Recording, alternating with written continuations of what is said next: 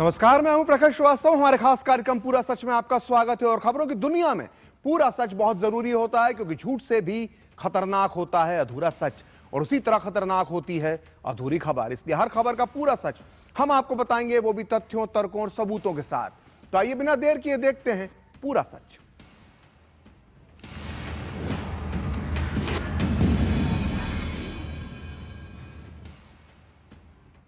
आइए आज आपको कुछ कहावतें बताते हैं। नाच ना जाने आंगन टेढ़ा, खसियानी बिल्ली खंबा नोचे, उल्टा चोर कोतवाल को डांटे, हम तो डूबेंगे सनम तुमको भी ले डूबेंगे। और इन कहावतों के बाद एक शेर, ताउम्र गालिब ये भूल करता रहा, धूल चेहरे पर थी आईना साफ करता रहा। ये शेर और ये सारी कहावतें अगर आज के दौर में किसी पर पूरी तरह से फिट बैठती हैं तो वो है राहुल गांधी और उनकी पार्टी कांग्रेस। बिहार चुनाव में करारी हार मिलने के बाद कोई और पार्टी होती तो अपनी हार पर आत्ममंथन करती, आत्मचिंतन करती, आत्म अवलोकन करती, आत्म परीक्षण करती, आत्म विश्लेषण करती, चिंतन मनन विवेचना करती। लेकिन 138 साल पुरानी कांग्रेस किसी बच्चा पार्टी की तरह फिर वही एसआईआर की जिद लगाकर बैठ गई है। एसआईआर का मुद्दा बिहार चुनाव में औंधे मुंह गिर गया, लेकिन राहुल गांधी अब भी इसे अपने सीने से चिपटा कर रखना चाहते हैं। और इसी मुद्दे पर अब पार्टी दिल्ली में एक महारैली करने जा रही है। वहीं दूसरी तरफ कांग्रेस के इस रुख से इंडी गठबंधन में यूपी से लेकर महाराष्ट्र तक तलवारें खिंच गई हैं। तेजस्वी का जो हाल हुआ है उससे अब अखिलेश यादव और उद्धव ठाकरे को अपनी चिंता सताने लगी है। इसलिए आज पूरा सच में हम कांग्रेस की इस जिद्दी मानसिकता का डीएनए टेस्ट करेंगे और बिना मांगे कांग्रेस को देंगे वो 10 सुझाव, जिससे कांग्रेस की डूबती नैया लग सकती है पार। तो देखते हैं पूरा सच पूरे विस्तार के साथ। तो बिहार में महागठबंधन की करारी हार के बाद भी कांग्रेस नेतृत्व, खास तौर पर राहुल गांधी, एसआईआर पर कथित वोट चोरी के मुद्दे से पीछे हटने को तैयार ही नहीं है। यह वही मुद्दा है जिसे उन्होंने बिहार चुनाव में पूरे जोर शोर से उठाया, लेकिन इसका कोई भी चुनावी असर, कोई भी चुनावी फायदा उन्हें नहीं मिला। बिहार में एनडीए को 202 सीटें मिली, जबकि विपक्ष यानी महागठबंधन 35 सीटों पर आकर सिमट गया। लेकिन नतीजा चाहे जो भी हो, राहुल गांधी अब भी वोट चोरी और एसआईआर का ही नैरेटिव गढ़ने में जुटे हुए हैं। राहुल गांधी इस मुद्दे को छोड़ने के लिए तैयार ही नहीं है, बल्कि इसे और ज्यादा आक्रामक तरीके से उठाने का ऐलान कर चुके हैं। मंगलवार को दिल्ली में कांग्रेस नेताओं की बैठक में भी इसे लेकर आक्रामक रुख दिखाया गया। बैठक में कांग्रेस अध्यक्ष मल्लिकार्जुन खड़गे और राहुल गांधी के अलावा उन 12 राज्यों और केंद्र शासित प्रदेशों के कांग्रेस नेताओं ने हिस्सा लिया, जहां बिहार के बाद अब एसआईआर हो रहा है। बैठक का एजेंडा स्पष्ट था, साफ था कि एसआईआर की लड़ाई को तेज करना है और वोटर लिस्ट में धांधली के आरोप को दोहराना है, यह एजेंडा था। और कांग्रेस अध्यक्ष खड़गे ने कहा कि कांग्रेस अपने बूथ वर्कर्स, ब्लॉक और जिला अध्यक्षों के साथ मिलकर हर स्तर पर, हर लेवल पर निगरानी करेगी, ताकि बोगस वोटर शामिल करने और जेन्युइन वोटर हटाने की कोशिशें रोकी जा सके। राहुल गांधी ने भी माना कि पार्टी के संगठन को मजबूत करने की पूरी प्रक्रिया में सक्रियता के साथ भाग लेना होगा पार्टी को, तभी वोट चोरी को रोका जा सकता है। हालांकि कांग्रेस के भीतर भी अब यह चर्चा है कि राहुल गांधी ने इसे व्यक्तिगत अभियान बना लिया है और एक ऐसे मुद्दे पर जंग लड़ी जा रही है जिसे लोगों का समर्थन नहीं मिल पा रहा है। लेकिन एसआईआर को लेकर कांग्रेस फिर सड़क पर उतरने की तैयारी में है। बैठक के बाद बताया गया कि अब कांग्रेस एसआईआर के खिलाफ दिल्ली के रामलीला ग्राउंड में एक रैली करने जा रही है। यह रैली दिसंबर के पहले हफ्ते में होगी। आप भी सुनिए बैठक के बाद कांग्रेस प्रवक्ता पवन खेड़ा ने क्या कहा। कांग्रेस पार्टी ने निर्णय लिया है कि पहले सप्ताह में दिसंबर की एक बहुत विशाल रैली रामलीला मैदान दिल्ली में होगी। इन तमाम राज्यों के लोग भी होंगे, उसमें नेता भी होंगे। एसआईआर के खिलाफ और जो बदनीयती है चुनाव आयोग, जो राजनीतिकरण चुनाव आयोग का हो गया है, उसके खिलाफ आवाज हम बुलंद करेंगे। 1 तारीख को पार्लियामेंट का सेशन शुरू हो रहा है। पहले सप्ताह में इसलिए ये रैली का आयोजन किया जा रहा है। सबने अपने अपने सुझाव भी दिए, बीएलएस कैसे अपॉइंट हो रहे हैं वो सारी बातें साझा की। लेकिन सबका अनुभव यही है कि जो बिहार में हुआ वही उसी तरीके का एसआईआर सब जगह किया जा रहा है। टारगेटेड रूप से कुछ लोगों के नाम काटे जा रहे हैं। ये एसआईआर काटने के लिए है, नाम जोड़ने के लिए नहीं है। ये सबका निष्कर्ष इस बैठक में निकला। तो दिल्ली में कांग्रेस के अहम बैठक में मुद्दा तो एसआईआर था, लेकिन बैठक के दौरान माहौल तब बदल गया जब वरिष्ठ नेता और महासचिव दिग्विजय सिंह ने खुलकर पार्टी की रणनीति और संगठन की शक्ति पर सवाल उठा दिए। कई मीडिया रिपोर्ट्स में सूत्रों के मुताबिक लिखा गया है कि दिग्विजय सिंह ने खुलकर संगठन की कमजोरी पर अपनी बात कही। दिग्विजय सिंह सिर्फ सिस्टम या बीजेपी पर ही नहीं बल्कि अपने ही संगठन के ढांचे पर बोले। मीडिया रिपोर्ट्स के मुताबिक दिग्गी राजा ने जो सवाल उठाए वो इस तरह से थे। दिग्गी राजा ने सवाल उठाए कि कांग्रेस के पास बीएलए यानी बूथ लेवल एजेंट्स नहीं है। कृपया ग्राफिक्स चलाएं, पीसीआर से निवेदन करूंगा मैं।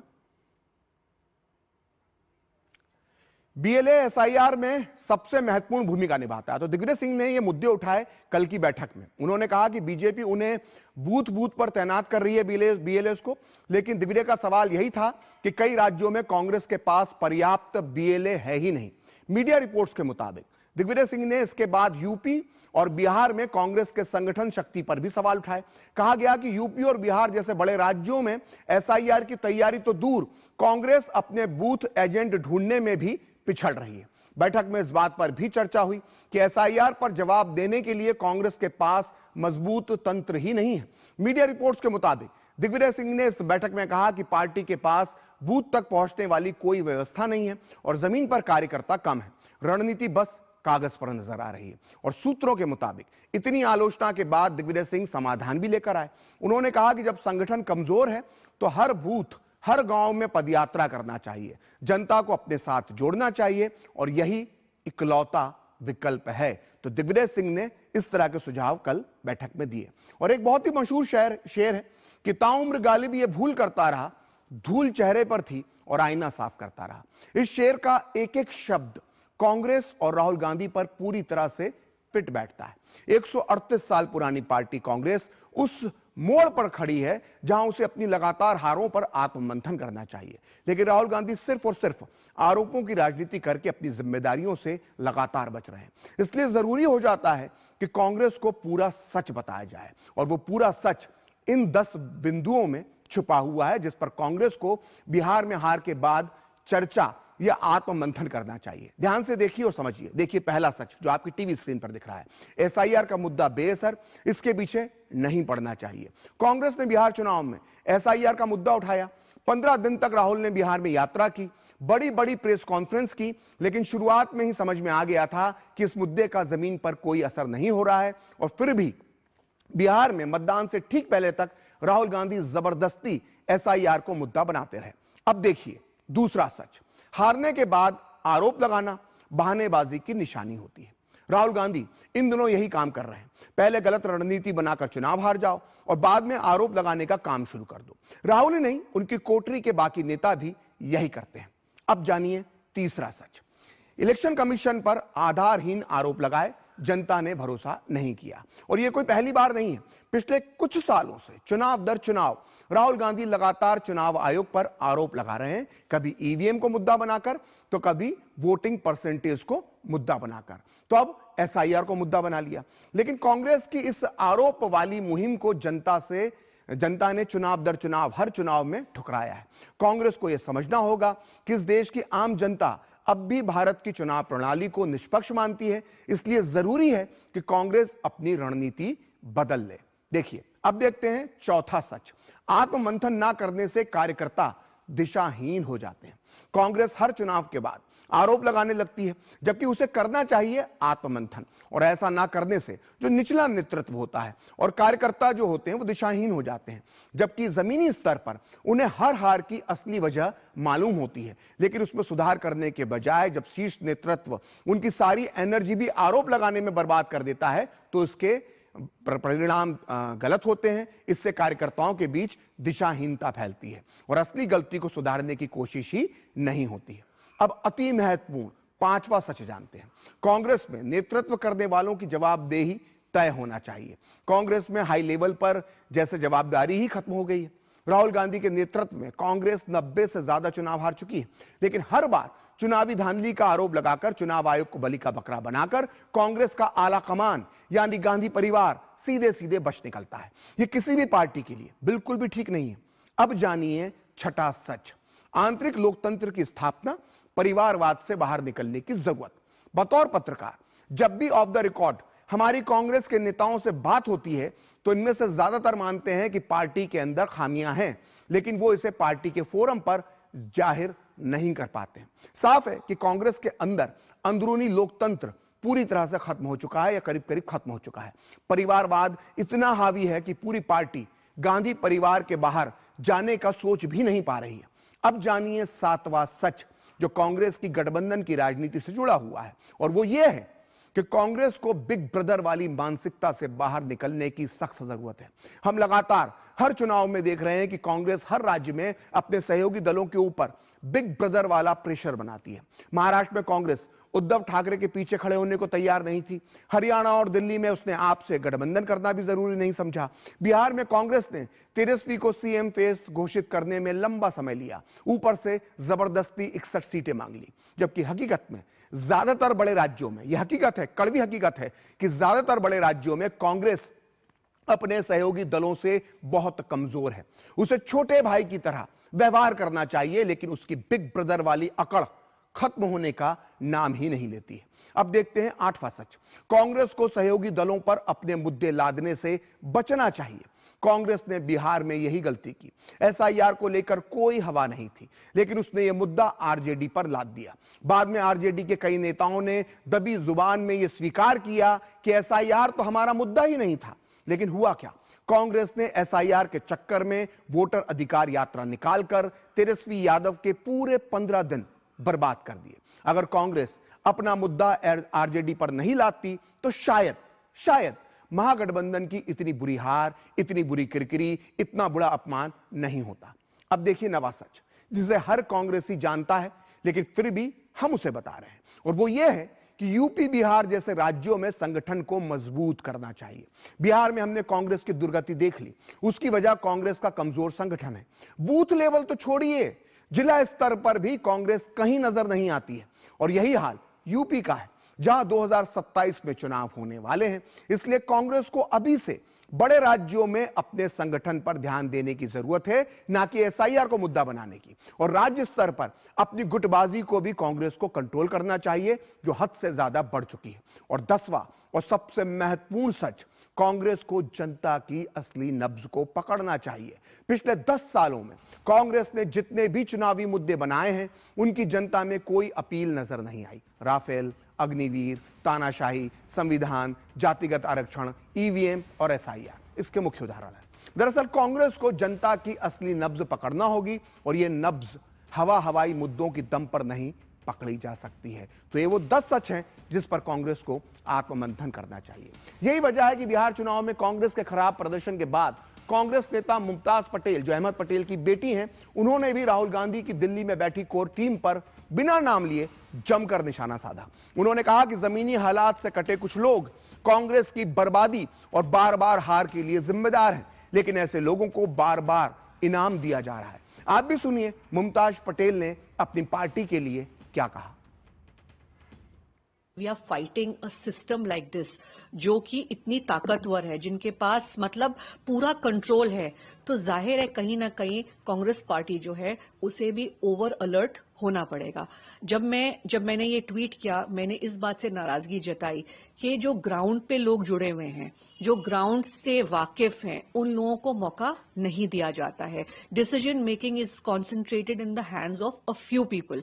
ठीक है, आपको पता है सिस्टम मैनिपुलेटेड है। आप बिठाइए ना हर बूथ पे 1 नहीं 5 वर्कर है आपके पास। कांग्रेस पार्टी के पास देश भर में ऐसे कार्यकर्ता जुड़े हुए हैं जो हार या जीत के बावजूद, मैं हमेशा कहती हूं, दिल से कांग्रेसी हैं, पर उन लोगों को ना कोई पूछता है, उन लोगों को ना कोई एक्नॉलेज करता है, उन लोगों को ना कोई पद अधिकार दिया जाता है। सिस्टम हमारी पार्टी में भी, अगर हम लोकतंत्र के लिए लड़ रहे हैं, अगर हम लोकतंत्र को बचाने की बात करें, अगर हम इलेक्टोरल प्रोसेस को बचाने की बात कर रहे हैं, तो हमारी खुद की पार्टी में भी power is concentrated in the hands of few, and those very people get rewarded again and again. Accountability किसी भी किस्म की नहीं है, और जो असली वर्कर है उनको आप यूज में लाते ही नहीं है, उनको आप पूछते भी नहीं है, उनको आप एक्नॉलेज भी नहीं करते। तो इस तरह के सिस्टम को फाइट करने के लिए आपको हर एक वो हाथ चाहिए जो जमीन पे आपके साथ जुड़ा हुआ है।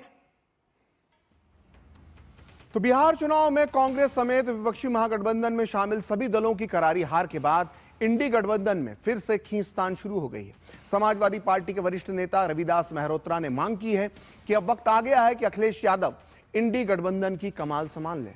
मेहरोत्रा का कहना है कि हमारे तमाम नेता, प्रदेश की जनता, समाजवादी पार्टी के लाखों कार्यकर्ता यही चाहते हैं कि इंडी गठबंधन की अगुवाई समाजवादी पार्टी के राष्ट्रीय अध्यक्ष अखिलेश यादव करें, क्योंकि उत्तर प्रदेश में समाजवादी पार्टी सबसे बड़ी पार्टी है, देश में तीसरे नंबर की सबसे बड़ी पार्टी है। उन्होंने ये भी कहा कि समाजवादी पार्टी अपने दम पर, अकेले के दम पर उत्तर प्रदेश में सरकार बनाने में सक्षम है। मतलब बिहार चुनाव में कांग्रेस जैसी जिस तरह से हारी है, उसे देखते हुए समाजवादी पार्टी के नेता ये टिप्पणी जो कर रहे हैं वो बहुत महत्वपूर्ण हो जाती है। मगर सपा नेता के इस बयान पर कांग्रेस विफर पड़ी है। कांग्रेस नेता इमरान मसूद ने साफ साफ कहा कि अखिलेश पहले 2027 में उत्तर प्रदेश लीड कर लें, क्योंकि राहुल गांधी का कोई मुकाबला ही नहीं। सर, उनके इंडिया ब्लॉक के अंदर जब से कांग्रेस बिहार चुनाव हारी है, बयानबाजी आना शुरू हुई है। अखिलेश यादव की पार्टी से कुछ नेता कह रहे हैं कि अखिलेश जी को लीड करना चाहिए इंडिया ब्लॉक। क्या पहले यूपी लीड कर ले भाई। आपको लग रहा है कि उत्तर प्रदेश में अखिलेश जी लीड नहीं कर पा रहे? पहले यूपी लीड कर लेना। अभी तो 27 है, अभी 27 आ रहा है ना। मतलब राहुल जी सक्षम है? मैं आपसे ये राहुल जी का कोई मुकाबला नहीं है। राहुल जी का कोई किसी से मुकाबला नहीं है। राहुल जी जितना उसके साथ लड़ाई लड़ते हैं, राहुल जी का कोई मुकाबला नहीं है। और राहुल जी जो हैं वो 91 चुनाव हार चुके हैं, लेकिन इमरान मसूद का कहना है कि राहुल जी का कोई मुकाबला नहीं है। तो बिहार चुनाव का असर उत्तर प्रदेश ही नहीं बल्कि महाराष्ट्र की सियासत में भी देखने को मिल रहा है। यहां भी इंडी गठबंधन की तकरार खुलकर सामने आ गई है। कांग्रेस ने बीएमसी चुनाव में अकेले लड़ने का जो फैसला लिया है, इससे राजनीतिक एक्सपर्ट भी हैरान रह गए। मुंबई महानगर पालिका का चुनाव महाराष्ट्र की राजनीति के लिहाज से बहुत महत्वपूर्ण माना जाता है। ऐसे में कांग्रेस ने बिहार की शर्मनाक हार के बाद भी ऐसा कदम किसके दम पर उठाया, यह किसी को समझ में नहीं आया। लेकिन सहयोगी शिवसेना उद्धव ठाकरे गुट की बेचैनी जरूर बढ़ गई है। इनकी तरफ से कहा गया है कि कांग्रेस का यह कदम विपक्षी एकता के लिए सही नहीं है। और इस बीच समाजवादी पार्टी की महाराष्ट्र इकाई ने भी बीएमसी चुनाव में 150 से 200 सीटों पर लड़ने का ऐलान कर दिया है। महाराष्ट्र सपा के अध्यक्ष अबू आजमी ने कांग्रेस पर निशाना साधते हुए कहा कि कांग्रेस पार्टी सिर्फ लेना चाहती है, देना नहीं चाहती। आप भी सुनिए इंडी गठबंधन में शामिल तीनों दलों के नेताओं के वो बयान जो ये बताने के लिए काफी हैं कि महाराष्ट्र में इंडी गठबंधन अब टूट के मुहाने पर पहुंच चुका है। प्रश्न पूछना चाहता हूं, क्या कांग्रेस आगे लड़ना है या गठबंधन में लड़ना है? बताइए। सबका मत ये होते तो मैं आपको इधर डिक्लेयर करना चाहता हूं, मुंबई कॉरपोरेशन में कांग्रेस अकेला लड़ेगा। 227 वार्ड में कांग्रेस के प्रत्याशी रहेगा और पंजाब पे हमारे लोग लड़ेंगे और इस बार कांग्रेस विजयी बनेंगे। त्रिकोणीय तब होगा जब ये फाइनल जो बातचीत है वो फाइनल अलायंस के रूप में होगा या नहीं होगा, आपके सामने स्पष्ट होगा। पर हमने जैसे कि कहा है कि जो भी महाराष्ट्र और खास करके मुंबई की जनता ने शिवसेना पे इतने सालों तक विश्वास दिखाया है, हमें ये जिम्मेदारी दी है, वो आने वाले समय में भी हमें ये जिम्मेदारी देंगे, चाहे कांग्रेस हमारे साथ हो नहीं हो। आज तक भी जो हमने सरकार चलाई हैं, आपको याद होगा कि बीएमसी में हमने बीजेपी के अगेंस्ट भी हमने ये चुनाव लड़ा है और हम उसमें भी विजयी होकर हमारा मेयर बना था। और ऐसे ही उसी स्पिरिट में, जनता की सेवा की स्पिरिट में, समाजकरण की स्पिरिट में हम लोग ये चुनाव लड़ेंगे और उसमें विजयी होंगे। नहीं, मुंबई के अलावा पूरे महाराष्ट्र में इलेक्शन तैयारी है। अभी जो इलेक्शन हो रहा है उसमें भी हम लोगों ने फॉर्म भरे हैं और पूरे महाराष्ट्र में जहां महानगर पालिका जहां जो इलेक्शन हो रहा है, हर जगह समाजवादी पार्टी अपने जो है कैंडिडेट खड़ा करेगी। तो कांग्रेस जो कर रही है भुगत रही है। देख लीजिए क्या हालत हो रही है हर जगह पे। पिछली बार बहुत ही अखिलेश यादव जी ने बहुत ही संभाल के अलायंस किया और कांग्रेस की सीट यूपी में भी आई और हमारी सीट जो है 37 सीट हम लोग चुनकर आए। अलायंस अगर अच्छी तरह से होता है तो बिल्कुल सही बात है कि जो है इंडिया अलायंस चुनकर आ सकता है, परंतु कांग्रेस का घमंड कांग्रेस को डुबा रहा है। कांग्रेस का कोई वोट बैंक बचा नहीं है। तो अबू आजमी कह रहे हैं कि कांग्रेस का घमंड, कांग्रेस का अहंकार उसे डुबा रहा है। और अब ऐसे में सवाल उठता है कि कांग्रेस अपने गठबंधन सहयोगियों के साथ तालमेल क्यों नहीं बिठा पाती है। केंद्रीय मंत्री गिरिराज सिंह का कहना है कि कांग्रेस सिकुड़ती जा रही है, लेकिन फिर भी कांग्रेस की अकड़ नहीं जा रही। पार्टी आज ऐसे श्रिंक कर गई है कि जितना बिहार में बीजेपी को मिला है पिछले 6 चुनाव में, उतने विधायक कांग्रेस के 6 राज्यों के 6 चुनाव में। फिर भी कांग्रेस की हैकड़ी नहीं जा रही है, अकड़न नहीं जा रही है, जमीन पर नहीं उतर रहे हैं, देश को गाली देना बंद नहीं किए हैं।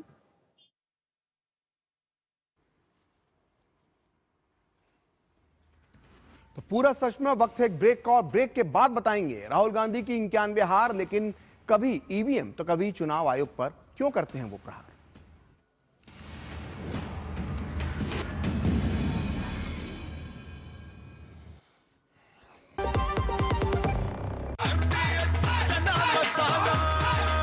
अब छोलिया हो या लोबिया, सफेद चने या काले चने, सब कुछ मजेदार बने।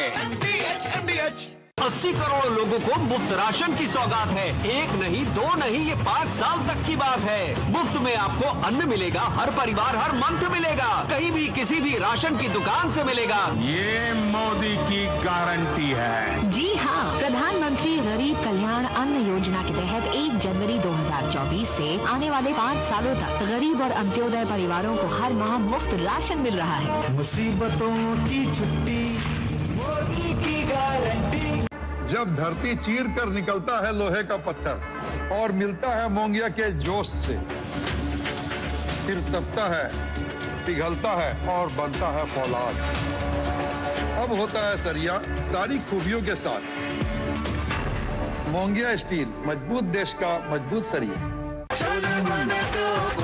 गोल्डी छोले मसाले, जहाँ जाए रिश्ते बनाए। गोल्डी लाए हैं फ्रेश लॉक टेक्नोलॉजी, जो रखे मसालों को हर समय फ्रेश। मिलिए ग्रो प्लस से। हमारा भरोसेमंद कोरोमंडल लेकर आया है एनफोर्स तकनीक वाला 5 पोषक तत्वों से भरा ग्रो मोर ग्रो प्लस। इसे इस्तेमाल करने से पौधों को मिले अधिक पोषण, जिससे न केवल आपको बम्पर फसल मिले बल्कि मिट्टी भी स्वस्थ और उपजाऊ बने।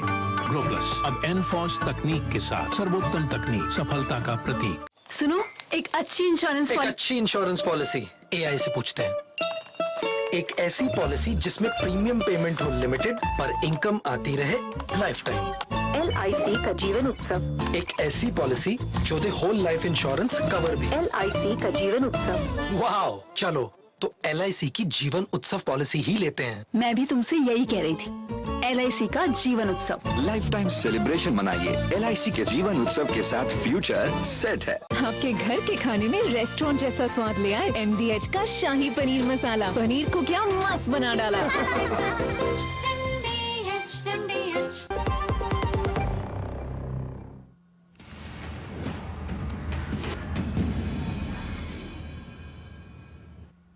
तो ब्रेक के बाद पूरा सच में आपका फिर से स्वागत है। और 2024 के लोकसभा चुनाव में 100 सीटें जीतने के बाद राहुल गांधी एंड पार्टी को लगा था कि इसके बाद उनकी अनवरत हार का यह सिलसिला खत्म हो जाएगा, लेकिन आलम यह है कि हर चुनाव में कांग्रेस का जो ग्राफ है वो गिरता ही जा रहा है, और हर चुनाव के साथ राहुल के खाते में एक और नई हार जुड़ जाती है।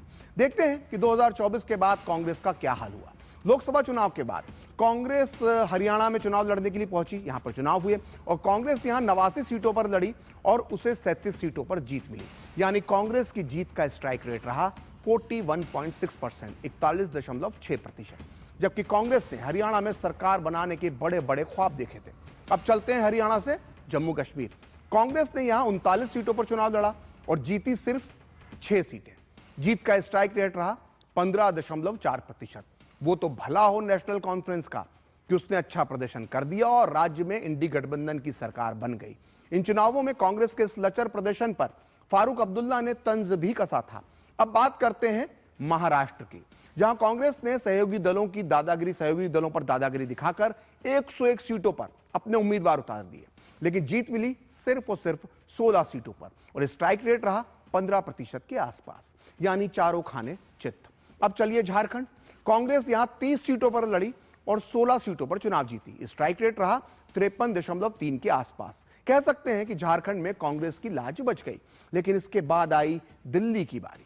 दिल्ली विधानसभा चुनाव में कांग्रेस ने सभी 70 सीटों पर अपने उम्मीदवार उतारे, लेकिन पार्टी एक भी सीट नहीं जीत पाई और इसीलिए स्ट्राइक रेट भी रहा 0, यानी 0 बटे सन्नाटा। और अब देखते हैं बिहार का हाल, जिस पर पूरे देश में इस वक्त चर्चा हो रही है। यहां कांग्रेस ने आरजेडी पर दबाव डालकर 61 सीटों पर अपने उम्मीदवार उतारे, लेकिन जीत मिली सिर्फ और सिर्फ 6 सीटों पर।